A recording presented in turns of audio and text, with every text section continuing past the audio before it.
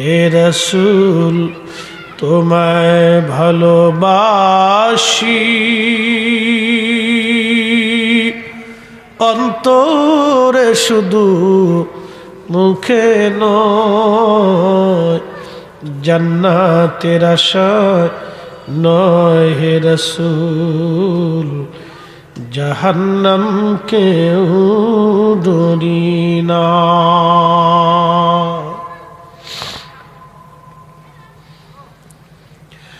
হযরত জাফর চলে গেলেন জিহাদের ময়দানে। আব্দুল্লাহ বিন রাওয়াহা নতুন বিবি বিয়ে করে যুবক বাসর ঘরে স্ত্রী রেখে, বাড়ি স্ত্রী রেখে নবী ডাক দিয়েছে, কে আসো? কুফার রোমান বাহিনী লক্ষ লক্ষ সৈন্য নিয়ে মদিনার দিকে ধেয়ে আসতেছে মদিনা আক্রমণ করার জন্য। তোমরা কে আছো? জিহাদের ময়দানে উপনীত হওয়া। হযরত আব্দুল্লাহ বিন রাওয়াহা স্ত্রী রেখে একটা নজরও বিবির চেহারা দেখেন নাই, ঘরে স্ত্রী রেখেই চলে আসলেন, পরিচয় হন নাই বিবির সাথে। কল্পনা করতে পারবেন সেই দিনের মানুষগুলি কত হৃদয়ের গভীর থেকে নবীকে ভালোবেসে গেছে। আহা, হৃদয়ের কত গভীর থেকে নবীকে ভালোবেসে গেছে, হৃদয়ের কত গভীর থেকে নবীকে ভালোবাসি। স্ত্রী নতুন বিবি বিয়ে করে ঘরের মধ্যে রেখেই চলে আসলেন তিনি। আল্লাহর নবী তাকে মোতার প্রান্তরে ৩ নম্বর সেনাপতি ঘোষণা করলেন। শুধু ঘোষণা দেন নাই, আল্লাহর নবী তাকে শহীদ বলে ঘোষণা দিয়েছে।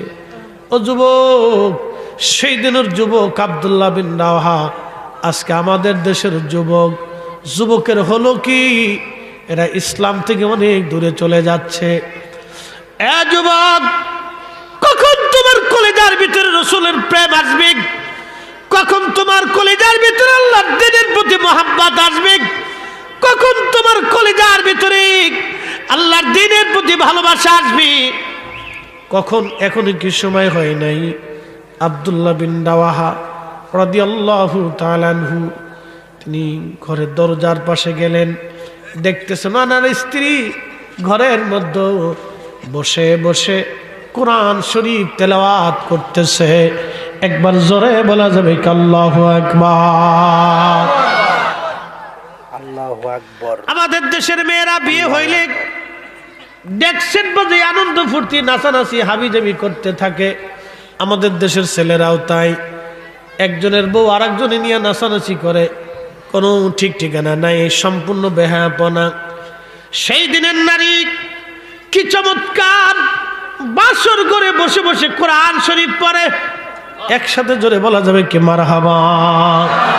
ও নারী সমাজ, তোমরা কি এখান থেকে শিখবা না? তোমরা কি এখান থেকে বুঝবা না? তোমাদের কি এখনো বুঝের সময় হয় না রে নারী? তোমরাই তো সর্বপ্রথম কালেমা পড়লাম, তোমরাই কালেমার জন্য সর্বপ্রথম জীবন দিলা। তোমাদের পেট থেকেই তো বীর মুজাহিদ তৈরি হলো, তোমাদের পেট থেকেই তো বীর মুজাহিদ তৈরি হলো, তোমাদের কোলের মধ্যেই তো খালিদ বিন ওয়ালিদ লালিত পালিত হলো, তোমাদের কোলের মধ্যেই তো বীর মুজাহিদ আলী লালিত পালিত হলো, তোমাদের কোলের মধ্যেই তো হযরত ইমাম হুসাইন লালিত পালিত হলো, তোমাদের কোলের মধ্যেই তো ইমাম হাসান লালিত পালিত হলো। কোন দিন তোমাদের হুঁশ আসবে, কখন তোমাদের পরিবর্তন আসবে আমরা জানি না। হে নারী সমাজ, তোমাদের মর্যাদা এত, আল্লাহ রসুল বললেন একজন নারী একটা বেহেশত, একটা মেয়ে একটা জান্নাত। আল্লাহর নবী বলে গেলেন আমার উম্মত মায়ের সন্তুষ্টির মাধ্যমে সন্তানের জান্নাত। একসাথে বলা যাবেন আল্লাহু আকবার।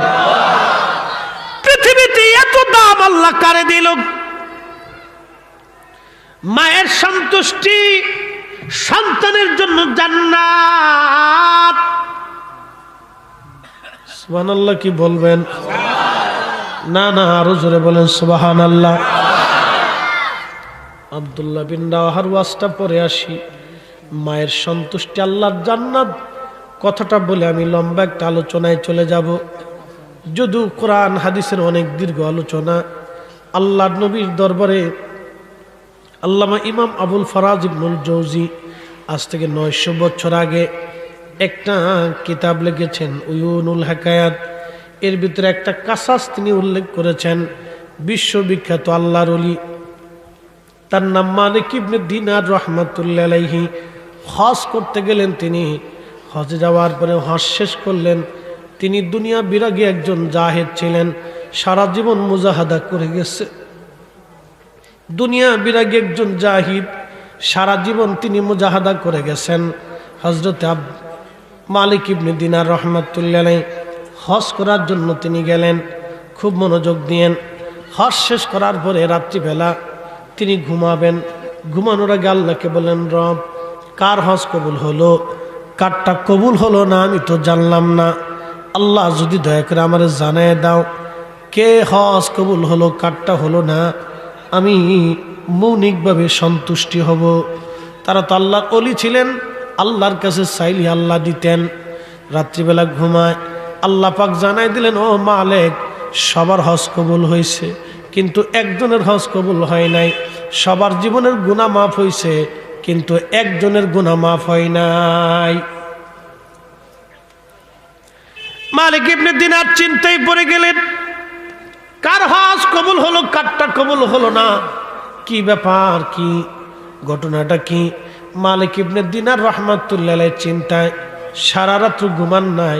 একটাই চিন্তা, এই লোক যদি আমি হই যে আমার হজ কবুল হয় নাই, তাহলে আমার জীবন বিরাট বড় সর্বনাশ হয়ে যাবে।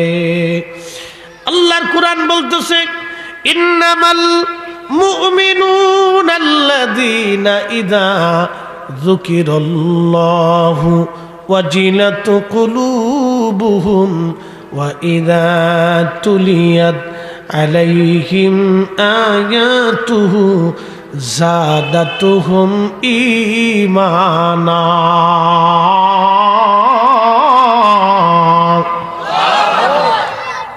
আপনি মুমিন দাবি করলেই মুমিন হতে পারবেন না যদি কোরআনের আইনে না আসেন। কি কথা কর না কেন? মুমিন দাবি করলেই মুমিন হতে পারবেন না যদি কোরআনের আইনে না আসেন। বলে হুজুর কোরআনের আইন কি?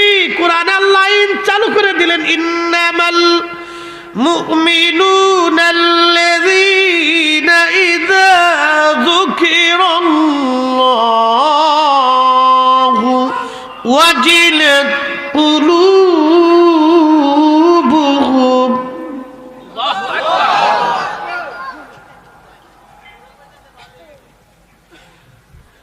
আল্লাহ ডাক দিয়ে বলতেছেন, নিশ্চয় তারাই মুমিন,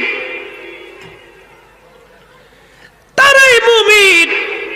সেই মুমিন হবে নিশ্চয় সেই মুমিন যার অন্তরে আল্লাহর শরণ আসার সঙ্গে সঙ্গে আল্লাহর ভয়ে অন্তরটা থর থর থর থর থর থর থর করে কাঁপতে থাকে। কি কথা কর না কেন? কিন্তু আমরা তো আল্লাহকে ডাকি, আল্লাহ আপনি আমার দেন। কে মুনাজাত করতেছে, মুনাজাতে আঙ্গুল টিপে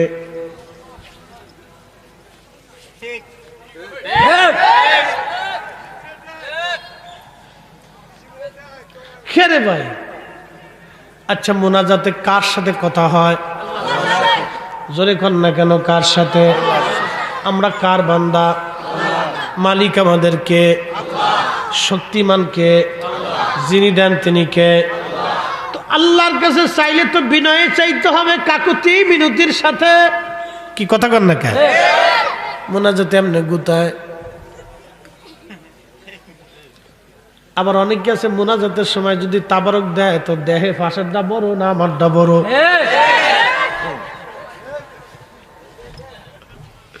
কি মুসলমান, হ্যাঁ তার মুনাজাত চলে গেছে তাবারকের ভিতরে। গাব্বারিবাসী কসবার মুসলমান মুনাজাতে আবার অনেকে আছে এমনি দাড়ি চুলকায়।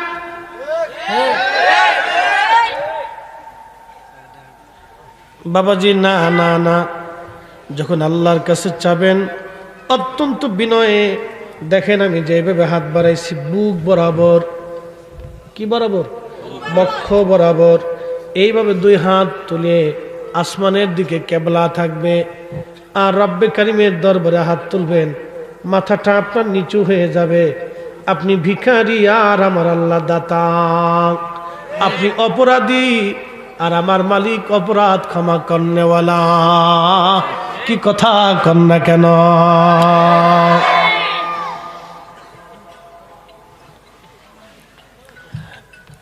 গাব্বারের মুসলমান মনোযোগ লাগান। আল্লাহর বান্দা রাত্রিবেলা ঘুমিয়েছি, মালিক ইবনে দিনার স্বপ্নের করে আল্লাহ ডাক দিয়ে বললেন, মালিক রে, সবার গুনাহ মাফ, তোমারটাও মাফ করছি, তোমার হজ কবুল করছি, কিন্তু একজন বান্দার গুনাহ আমি আল্লাহ মাফ করি নাই। তার নাম মুহাম্মদ ইবনে হারুন সমরকন্দি। তার বাড়ি হলো সমরকন্দ, আফগানিস্তানের পার্শ্ববর্তী দেশের নাম উজবেকিস্তান। উজবেকিস্তানের একটা শহরের নাম হচ্ছে বুখারা।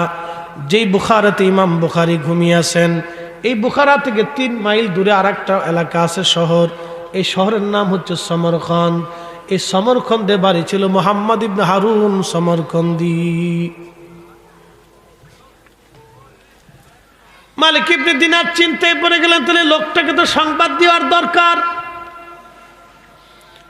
ফজরের নামাজ পড়ে মক্কার অলিগলি দিয়ে হাঁটে আর বলে, ও মক্কাবাসী, তোমরা কি মুহাম্মদ ইবনে হারুন সমরকন্দিরে চিনো?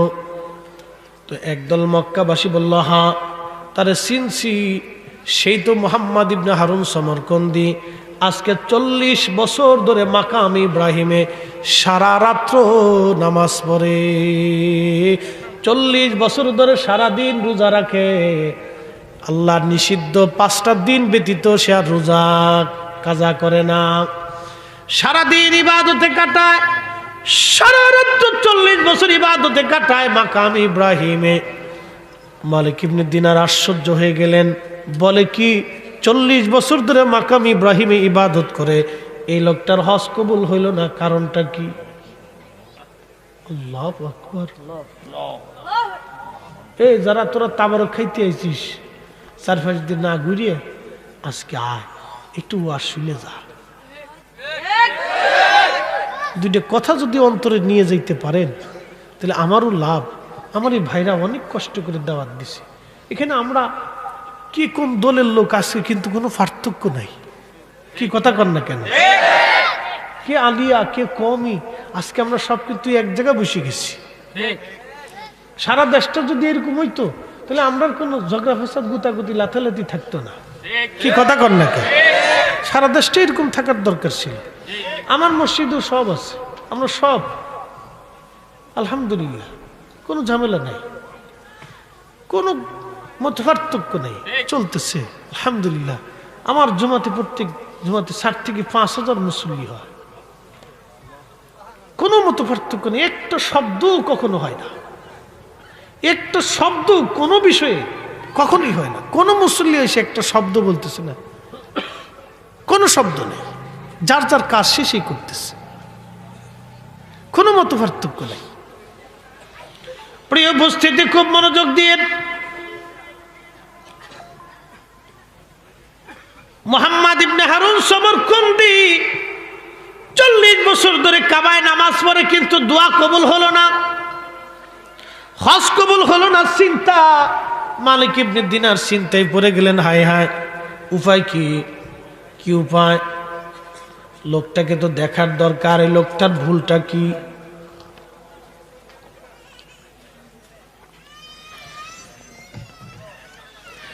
লোকটার ভুল কি? আল্লাহ বইতো না, ছোট মানুষ তো ডরাইতেছে। একটু দূরে সে পড়ি, আল্লাহুম্মা সাল্লি আলা মাওলানা মুহাম্মদ ওয়া আলা আলি সাইয়্যিদিনা।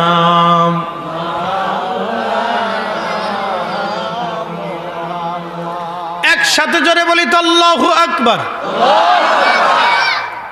বুঝতে কি কোনো অসুবিধা হচ্ছে? আচ্ছা, ইনশাল্লাহ আমরা বুঝি। যারা মেলায় আছে ওরা বুঝবে না, যারা রাস্তায় আছে ওরা বুঝবে না, ওরা যেই দিন বুঝবে সেই দিন বুঝেওয়ার কোনো কাজ হবে না। শুধু আফসোস করবে, হাত কামড়াবে, কামড়ায় কামড়ায় গোশতগুলি টেনে টেনে টেনে টেনে ছিঁড়ে ফেলবে, শরীরের গোশত কামড়ায় কামড়ায় টেনে ছিঁড়ে ফেলবে, যেখানে মুখ লাগাইতে পারবে সেখানে কামড়ায় টেনে টেনে ছিঁড়ে ফেলবে। আপনি যদি এই দিনের কথা ভাবেন, অটোমেটিক মাথাটা সেজদায় নত হয়ে যাবে। আপনাকে কেউ সেজদা শেখাইতে হবে না, চিন্তা করলে সেজদায় মাথা নত হয়ে আসবে। আল্লাহ আমার ভুল হয়ে গেছে, আমি অপরাধ করে ফেলছি, আল্লাহ আমার গুনাহ হয়ে গেছে। শরীরের মুখ যেখানে লাগবে সেখানে সে কামড়ায় কামড়ায় টেনে টেনে ছিঁড়ে ফেলবে, গোশতগুলি উঠে চলে আসবে, আবার গোশত হবে, আবার কামড়াবে। কি বিভৎস! কতদিন হবে জানেননি? আহা, কতদিন কতদিন।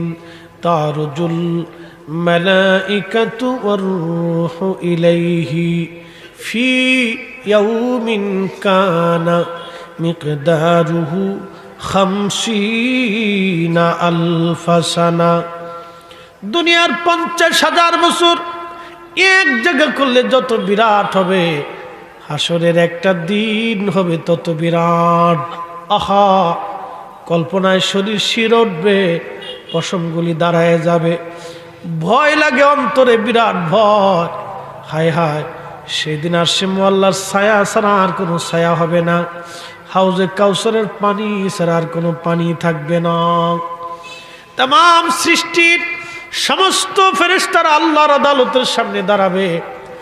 পৃথিবীর মানুষকে যদি বালি গণনা করতে বলা হয়, দুনিয়ার মানুষ বালু গণনা করে দিতে পারবে, কিন্তু ফেরেশতা গুনে গুনে শেষ করতে পারবে না। এত পরিমাণে ফেরেশতা আল্লাহর আদালতের সামনে সেই দিন দাঁড়ায় যাবে নিজেদের আকৃতি নিয়া। তাহলে মাঠটা কত বিরাট বড় মাঠ হবে!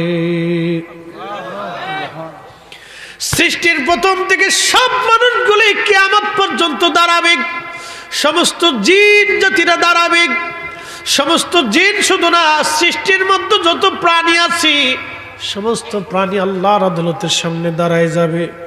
আর এই মানুষগুলি হাত কামড়াবে, গোশত কামড়াবে, কামড়ায় কামড়ায় টেনে টেনে ছিঁড়ে ফেলবে। আর মাঠের এক প্রান্তরে তারা দাঁড়াবে। আল্লাহ রসুল বললেন, সবার হিসাব শেষ হয়ে যাওয়ার পরে এই ব্যক্তিগুলিদেরকে হিসাব টেনে নিয়ে আসা হবে। হিসাব টান যখন দেওয়া হবে তখন তাদেরকে জাহান্নামী বলা হবে। তখন তারা আফসোস করে বলবে, হা, আমরা যদি শিয়াল কুত্তা হতাম, মানুষ হয়ে জন্ম না নিতাম, তাহলে আজকে এই করুণ পরিণতি আমাদের আজ হতো না। এ যুবক, তোমার কি সময় হয় নাই এখনো নামাজের কাছে দাঁড়াইতে?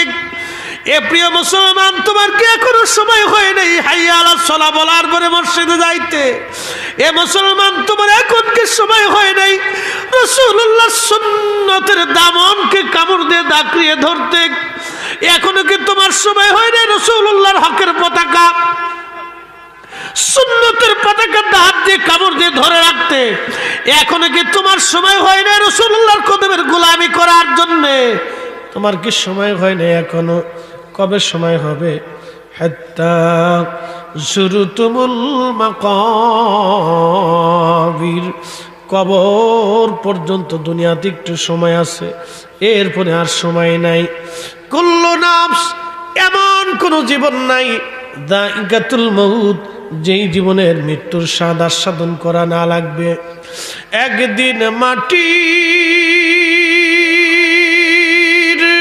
ভিতরে হবে ঘরে, মন আমার কেন বান্ধ দালান ঘর, মন আমার কেন বান্ধ দালান ঘর। প্রিয় গাব্বারির মুসলমান, খুবই মনোযোগ দিয়ে শুনিয়া যান। হযরতে মালিক ইবনে দিনার খুঁজতে খুঁজতে বলেন, ও মক্কাবাসী, তোমরা কি মুহাম্মদ ইবনে হারুন সমরকন্দি কোন জায়গায় আছে বলতে পারো? বলে, হুজুর, সে মক্কার বিরান ভূমিতে একটা গাছ আছে, এই গাছের নিচে দাঁড়াইয়া দিনের বেলা নামাজ পড়ে, ইবাদতে কাটায় ছায়ার নিচে, আর রাত্রিবেলা মাকাম ইব্রাহিমে নামাজ পড়ে।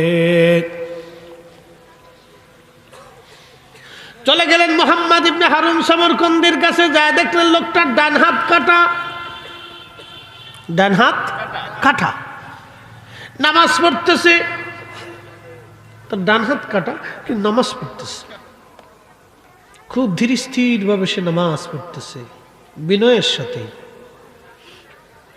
আমরা তো নামাজে অনেক সময় তাড়াহুড়া করি, কে কত তাড়াতাড়ি নামাজ পড়তে পারে, 4G স্পিডে খালি গুতাগুতি চলতে থাকে।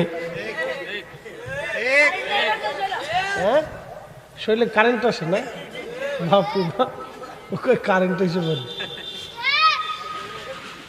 খালি গুতাগুতি গুতাগুতি, কে কত তাড়াতাড়ি নামাজ পড়তে পারে। কদ আফলাহাল মুমিনুন, আল্লাহ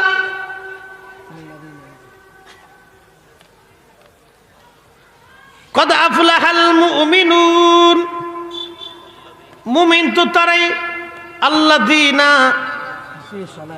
ফি সালাতিহিম খাশিউন, যারা নামাজের মধ্যে বিনয় হয়।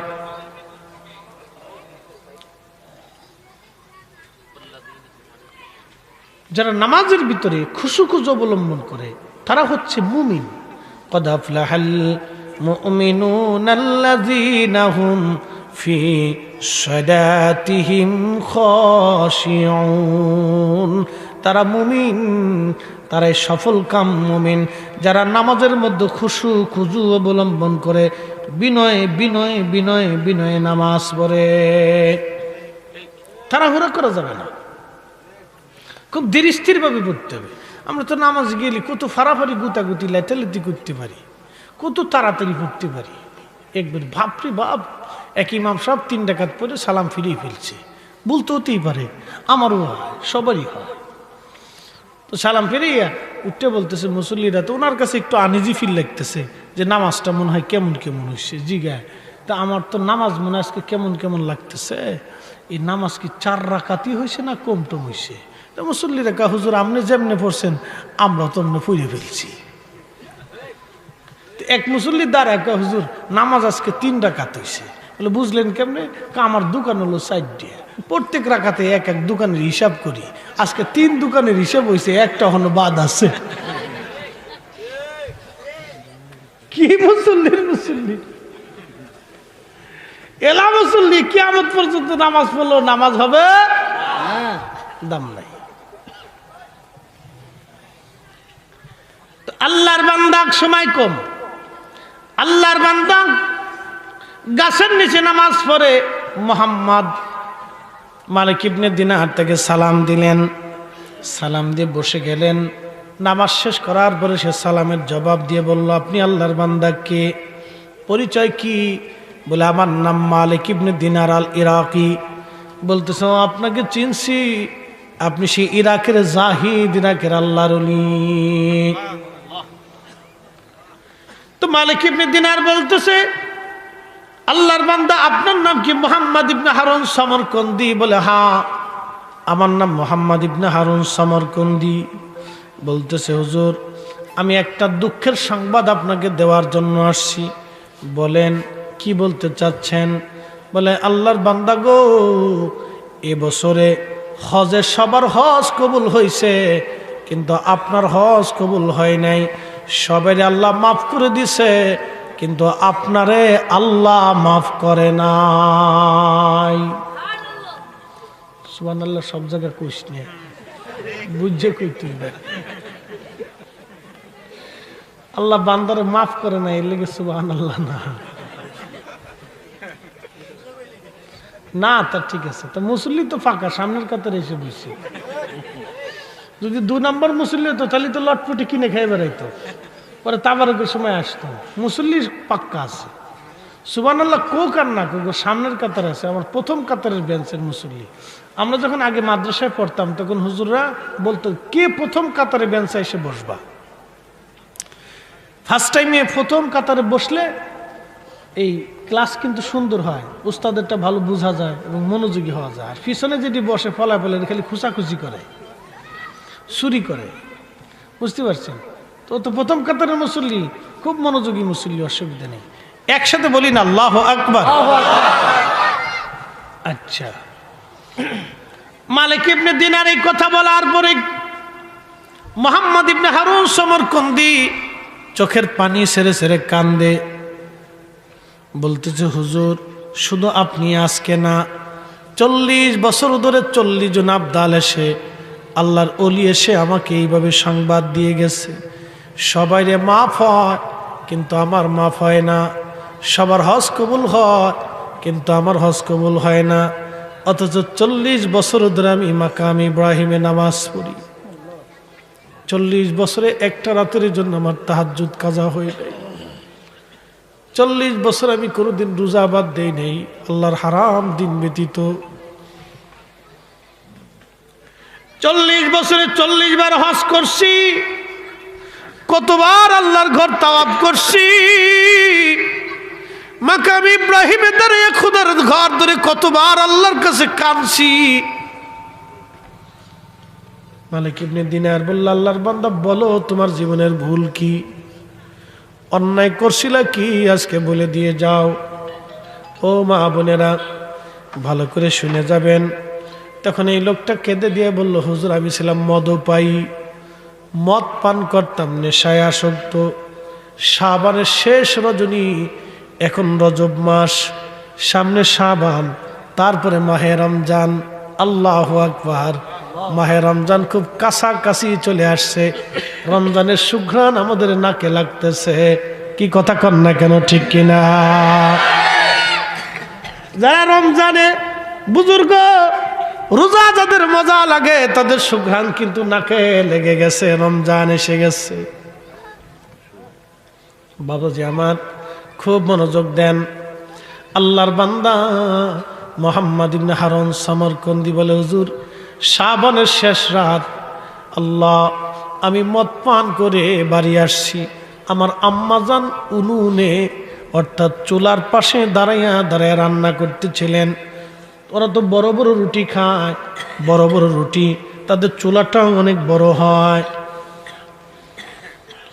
মা উনুনে রান্না করে, আমি মাতলামি করতে করতে ঘরে ঢুকলাম, আমার মা আমার হাতটা ধরে বললে, বেটারে কত মানুষ মাহে রমজানের জন্য প্রস্তুতি নেয়, আজকে শাবানের শেষ রাত, তুই মদ পান করে আসছিস, তোর মতো কোলাঙ্গার সন্তান দুনিয়াতে থাকার চাইতে না থাকা ভালো, কত মানুষ মরে যায়, তুই কেন মরিস না? আমার মা এই কথা বলার পরে আমার রাগ চটে গেল। হুজুর আমি নেশাগ্রস্ত অবস্থায়, মেজাজ খারাপ হয়ে গেল, আমি আমার মাকে এই ডান হাত দিয়ে পিটাইতে লাগলাম, মারতে লাগলাম। হুজুর মাকে যখন আঘাত করতেছি, মা আমাকে আরো বকাঝকা করতে লাগলেন, আমার আরো রাগ এসে গেল, মাকে জাপটে ধরে নিয়ে উনুনের মধ্যে, চুলার মধ্যে, আগুনের মধ্যে মারে ফেলে দিলাম। হুজুর আমি মদ পাই, আমার স্ত্রী আমাকে ধাক্কা দিয়ে নিয়ে চলে গেল। আল্লাহর ওলি ঘরের মধ্যে নিয়ে আমার দরজা বন্ধ করে দিল, তালা মেরে দিল। সকালবেলা আমার নেশার ঘোর কেটে গেছে, স্ত্রীকে বললাম দরজা খোলো। স্ত্রী ডাক দে বলো, স্বামী আপনার সঙ্গে আমি আর সংসার করব না, এমন নিমখারাম, এমন নিকৃষ্ট মানুষের সঙ্গে সংসার করা যায় না, আমি চলে যাব আপনার থেকে। আমি বললাম কি হয়েছে বলো। কালকে রাত্রিবেলা তুমি নেশাগ্রস্ত অবস্থায় তোমার আম্মাকে আগুনের মধ্যে পুড়িয়ে মারছো।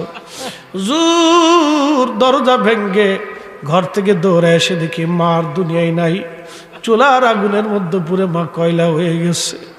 হুজুর নিজেকে আর স্থির রাখতে পারতেছিলাম না, হায় হায় করলাম কি, সর্বনাশ আমার জীবনে হয়ে গেছে, এমন সর্বনাশ আমার জীবনে হয়েছে, আমি করলাম কি, করলাম কি।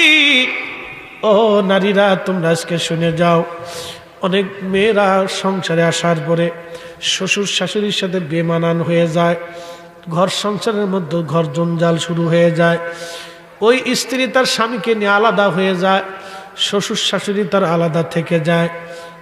আমি খুব অসুবিধার মধ্যে আছি, হুজুর আমি একটা অন্যায় করে ফেলছি, আমি বললাম কি ভুল আপনি বলবেন কি? মহিলা বলতেছে হুজুর আমি আমার স্বামীকে বহুদিন আগে তার মা থেকে জুদা করে ঢাকা নিয়ে আসছিলাম। হুজুর আমার সংসারে শান্তি হয় না, সুখ আসে না, আমি আপনার ওয়াজ শুনে তওবা করছি, এখন আমি কি করব? হুজুর আমার তো মন চায় এখন ফিরে চলে যাইতে। আমি বললাম আপনার স্বামীকে নিয়ে আজকেই চলে যাবেন আপনি আপনার শাশুড়ির কাছে। আপনি কত বড় ভুল করছেন আপনি জানেন? একটা মা চায় সন্তানের দস্তরখানায় একসঙ্গে খাবার খাইতে। একটা বাবা 40 বছর ধরে পরিশ্রম করে, একটা মা 50 বছর ধরে একটা ঘর সামলায় সামলায় সামলায় মার মনে চিন্তা থাকে আমার নাতিপুতি আসবে, নাতির একসাথে খাবার খাবে, নাতি নিয়ে খাবার খাবে, ছেলে বৌমা নিয়ে খাবার খাবে। ওই মা যখন সন্তান থেকে মাকে জুদা করা হয়, ওই সন্তানের মা তখন আল্লাহর দরবারে অভিশাপ দিতে থাকে, বোনরা আপনি ভুল করছেন, তাড়াতাড়ি চলে যান। বলে আমার স্বামী তখন যেতে চায় না।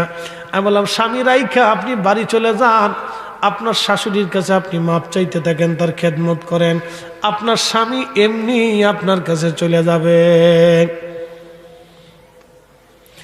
আমি বললাম করছেন কি আপনি? এত বড় ভুল মানুষ করে নাকি? কলিজার টুকরো সন্তানকে মা থেকে জুদা করে দিয়েছেন আপনি। আপনার নিজের একটু সামান্য সুখের জন্য আপনি মা থেকে সন্তানকে জুদা করছেন।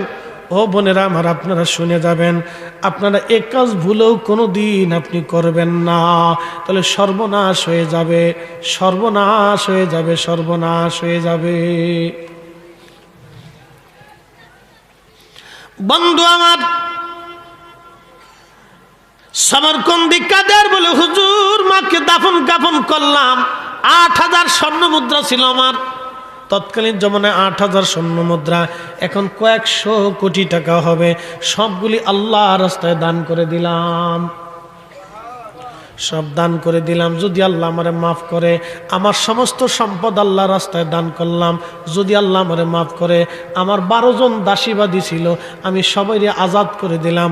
যদি আল্লাহ মাফ করে, তারপরও মনের শান্তি হয় না, স্ত্রী থেকে তালাক নিলাম। যদি আল্লাহ মাফ করে, একবারে দিনহীন হয়ে গেলাম হুজুর, তারপরেও শান্তি হয় না।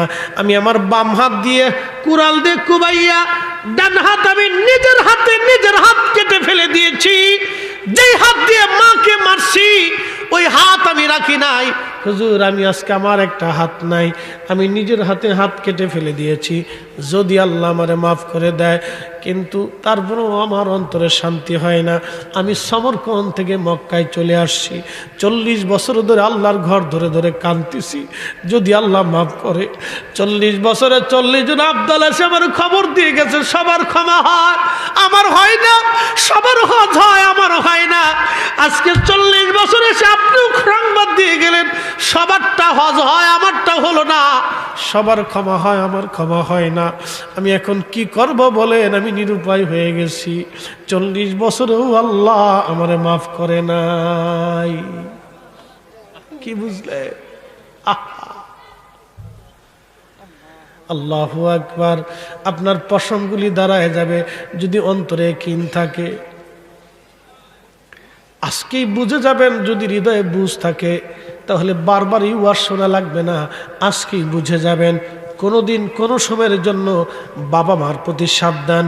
উহু শব্দটা যদি না আসে, আল্লাহর কোরআন বলল ইম্মা ইয়াবলুগান্না ইনদাকাল কিবার, তোমার আব্বা আম্মা যদি বৃদ্ধ হয়ে যায়, তুমি এমন ভাবে আচরণ করো, আহাদুহুমা আও কিলাহুমা ফালা তাকুল লাহুমা উফ। তোমার আচরণে শব্দটা যেন না করে বসে। কত সতর্কতা আল্লাহর কোরআন আপনাকে দিয়েছে।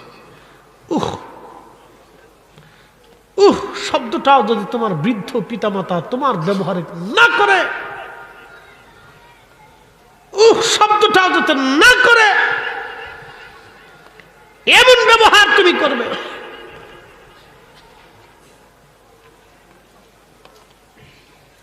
ওগো মা, তুমি এ ধরনের শ্রেষ্ঠ নিয়ামত তোমারই পদতলে রয়েছে জান্নাত, তোমারই পদতলে রয়েছে জান্নাত।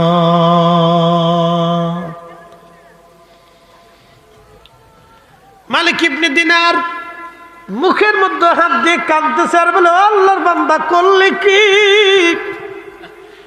এত বড় সর্বনাশ কি নিজের জন্য কেউ করে রে কোনদিন? পৃথিবীতে আগুন লাগাই আগুন থেকে পালানোর চেষ্টা করো তুমি, কি করে তোমার ক্ষমা হবে বলো? মালিক ইবনে দিনার এইভাবে বলার পরে সমরকন্দি আল্লাহর দরবারে হাত বাড়ায় দিচ্ছে, বিনয় বিনয়ে বলে, হে বিপদ অবসরণকারী, তওবা কবুলকারী আল্লাহ, তুমি ছাড়া আমার গুনাহ আর কে মাফ করবে? 40টা বছর একটা ভুলের জন্য আমি তওবা করতেছি, আমি সব কিছু থেকে জুদা হয়েছি, তোমার প্রতি আমি আত্মসমর্পণ করেছি। আল্লাহ, ক্ষমা যদি বান্দারে না করো, এ বান্দা কার কাছে যায় ক্ষমা চাবে? আল্লাহ, আমি এমনিতেই ক্ষমা চাই না, 40 বছরের ইবাদত নিয়ে হাত বাড়াইছি, 40টা বছর ধরে দুনিয়া বিরাগী হয়েছি, আল্লাহ আমারে মাফ করে দাও। বিনয়ে বিনয়ে মোহাম্মদ ইবনে হারুন সমরকন্দি আল্লাহর দরবারে হাত বাড়ায় কাঁদতে লাগলো। কাঁদতেছে চলে গেলেন মালিক ইবনে দিনার। রাত্রিবেলা ঘুমাই রইছে, আল্লাহর নবীজি স্বপ্নে এসে বলতেছে, মালিক ইবনে দিনার, তোমাকে আল্লাহর রহমত এবং ক্ষমা থেকে বান্দাকে জুদা করতে কে অনুমতি দিছে বলো? তুমি কেন বললা তারে আল্লাহ মাফ করবে না? তুমি তাড়াতাড়ি যাও, আমি রসুল বলতেছি, আল্লাহর ফরমান, মোহাম্মদ ইবনে হারুন সমরকন্দির জীবনের গুনাহ আল্লাহ মাফ করে দিছে। না না, চিৎকার মেরে জোরে বলেন আল্লাহু আকবার, আল্লাহু আকবার, লিল্লাহিল হামদু, বিসমিল্লাহির রাহমানির রাহিম।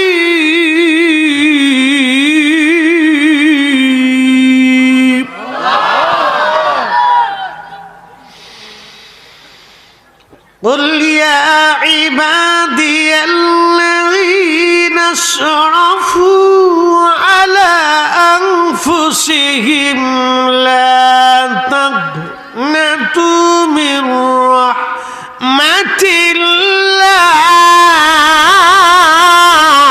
الله إن الله يغفر الذنوب جميعا। আল্লাহ ডাক দে বলে, হাবিব, বান্দাকে জানান, হে বান্দারা, নিজের নফসের সাথে যতই জুলুম করো, যত কঠিন গুনাহ হোক, যত জটিল গুনাহ হোক, আমার রহমত থেকে তুমি নিরাশ হও না। ইন্নাল্লাহ ইয়াগফিরুয যুনুবা জামিআ, নিশ্চয় আমি রব তোমার জীবনের যাবতীয় গুনাহগুলি আমি আল্লাহ মাফ করে দেব। চিৎকার মেরে জোরে বলেন না সুবহানাল্লাহ। সুন্দর ফুল, সুন্দর ফল, মিঠা নদীর পানি, খুদা তোমার মেহেরবানি, খুদা তোমার মেহেরবানি। বলেন, সুন্দর ফুল, সুন্দর ফল, মিঠা নদীর পানি, খুদা তোমার মেহেরবানি, খুদা তোমার মেহেরবানি। তুমি কতই দিলে রতন, ভাই বাড়াদার পুত্র স্বজন, ক্ষুধা পেলি অন্ন জুগাও, মানি চাই না মানি খুদা তোমার মেহেরবানি খুদা তোমার মেহেরবানি শ্রেষ্ঠ নবী দিলাম মুরিদ তরিয়ে নিতে রোজাহাসরে আল্লাহু আকবার শ্রেষ্ঠ নবী দিলাম মুরিদ তরিয়ে নিতে রোজাহাসুরি পথ না ভুলি তাই তো দিলে পাক কুরআনের বাণী খোদা তোমার মেহেরবানি সুন্দর ফুল সুন্দর ফল মিঠা নদীর পানি খোদা তোমার মেহেরবানি আল্লাহ নবী স্বপ্নে সে বলেন মালিক ইবনে দিনার যায় কও আল্লাহ তারা মাফ করছে তবে তবে তবে কিয়ামতের মাঠ কায়েম হবে আল্লাহর আদালত বসবে সিংওয়ালা সিংছাড়া প্রাণীদেরও বিচার সেই দিন হবে সেই দিন আল্লাহর দরবারে মুহাম্মদ ইবনে হারুন সমরকন্দির মা হবে বাদী সমরকন্দি হবে আসামি আল্লাহর দরবারে সেই দিন আদালত বসবে আদালতের বিচারে মুহাম্মদ ইবনে হারুন সমরকন্দির বিরুদ্ধে রায় হয়ে যাবে রায় হয়ে যাওয়ার পরে মুহাম্মদ ইবনে হারুন সমরকন্দিকে আল্লাহ 3 দিন জাহান্নামে পোড়াবে ও যুবক ভালো করে শুনে যাও 3 দিন মুহাম্মদ ইবনে হারুন সমরকন্দিরে জাহান্নামের আগুনে আল্লাহ পোড়াবে দুনিয়ার 3 দিনের সমান 72 ঘন্টা কঠিন শাস্তি আল্লাহ তাকে দিবে কারণ মাকে কষ্ট দিয়েছে মা বাবার সাথে নাফরমানি আল্লাহ ক্ষমা করে কিন্তু শাস্তি পেতেই হবে রিমান্ড পেতেই হবে ক্ষমা হবে কিন্তু রিমান্ড পাওয়ার পরে ক্ষমা হবে 3 দিন পরে আল্লাহ তারে মাফ করবে কিন্তু মায়ের দুয়ার কারণে সে ক্ষমা হবে 3 দিন পরে মার মনে দয়া লাগবে আল্লাহকে বলবে রব আমার সন্তানরা আপনি মাফ করে দেন মা জাহান্নামের আযাব দেখার পরে মা তো সহ্য করতে পারবে না একবার জোরে বলা যাবে কে মারহাবা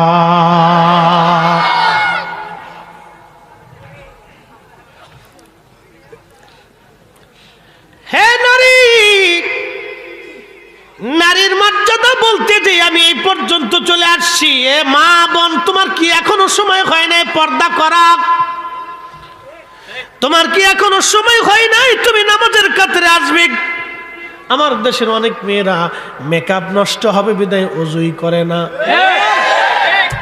লিপস্টিক নষ্ট হবে বিদায় ওযুই করে না এই নারী থেকে আমরা কিছুই আশা করতে পারি না এই নারী আন্দা গান্দা পচা বেহায়া হাই হাই হাই এখান থেকে কিছুই আশা করা যায় না মাকাল ফলের মতো বাহ্যিক সুন্দর দেখে যায় ভিতরে ফাঁসা এখান থেকে কিচ্ছু আশা করা যায় কিচ্ছু আশা করা সম্ভব না বাজান আমার খুব মনোযোগ দিয়েন কথাগুলি শুনে যাবেন আজ মনে কষ্ট নিয়েন না ও নারীরা হযরত আব্দুল্লাহ ইবনে রাওয়াহার স্ত্রী নতুন বিবি ঘরের মধ্যে বসে বসে কোরআন শরীফ পড়তেছে আব্দুল্লাহ ইবনে রাওয়াহা ঘরের দরজার পাশে সালাম দিলেন আসসালামু আলাইকুম রাহমাতুল্লাহ বিবিরা আমি আপনার স্বামী আব্দুল্লাহ বিন রাওয়াহা আসছি স্ত্রী বলতেছে স্বামী আমার ভিতরে আসেন আব্দুল্লাহ বিন রাওয়াহা ডাক দেখায় বিবিরে ভিতরে আসার জন্য আমি আসি নাই আপনার কাছে একটা কথা বলার জন্য আসছি আমি আপনাকে বিয়ে করে নিয়ে আসছিলাম কিন্তু আপনার সাথে দেখাও হলো না আমার সাক্ষাৎ হলো না মুতার প্রান্তরের দিকে 2 লক্ষ কাফির ধেয়ে আসতেছে মদিনা আক্রমণ করার জন্য নবীজি জিহাদের ডাক দিয়েছেন আমি জিহাদের ময়দানে যাওয়ার জন্য নবীজির সামনে দাঁড়াইলাম আল্লাহর নবী 3 জনকে সেনাপতি ঘোষণা দিয়েছেন জায়েদ, জাফর এবং আমি নিজে, তিনজনকে নবীজি শহীদ বলে ঘোষণা দিয়েছে। আমি তৃতীয় নাম্বার, আমি 3 নাম্বার শহীদ। স্ত্রী রে, আমি জানি আল্লাহর নবী শহীদ বলে ঘোষণা দিয়েছে, আর কোনো দিন আমি মদিনায় ফিরে আসব না, আমি গাজী হয়ে আসব না, আমি মুতার প্রান্তরে শহীদ হয়ে যাব।